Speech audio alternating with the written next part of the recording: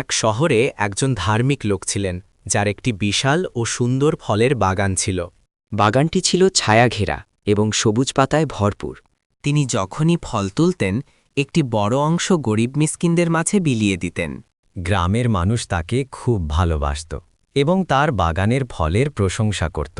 কিন্তু তার মৃত্যুর পর তার ছেলেরা মনে করল, বাবা তো অনেক দান করে সম্পদ নষ্ট করেছেন। তারা বলল, আমরা কাউকে এক পয়সাও দেব না।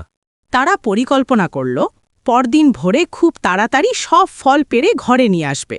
তারা শপথ করল, অবশ্যই আমরা ভোরেই ফল সংগ্রহ করব এবং কাউকে কিছু দেব না। যখন গ্রামের মানুষ ঘুমিয়ে থাকবে, তখনই তারা কাজ শেষ করবে।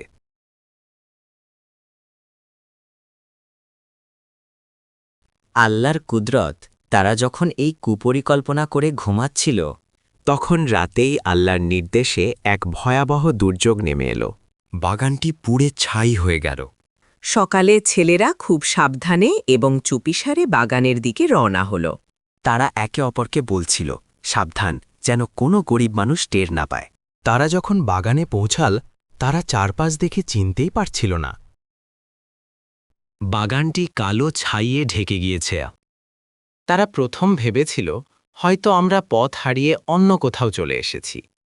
কিন্তু পরে বুঝতে পারল, এটা ছিল তাদের কৃপণতা আর খারাপ নিয়তের শাস্তি। তারা আক্ষেপ করে বলল, হায়, আমরা তো বঞ্চিত হয়ে গেলাম। বোধোদয় তাদের মধ্যে যে ভাইটি কিছুটা ভালো মনের ছিল, সে কথা বলল।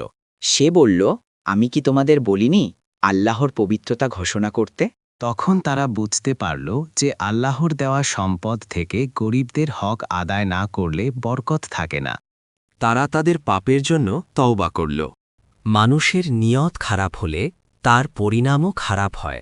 আল্লাহর বিধান অনুযায়ী চলাই প্রকৃত সফলতা।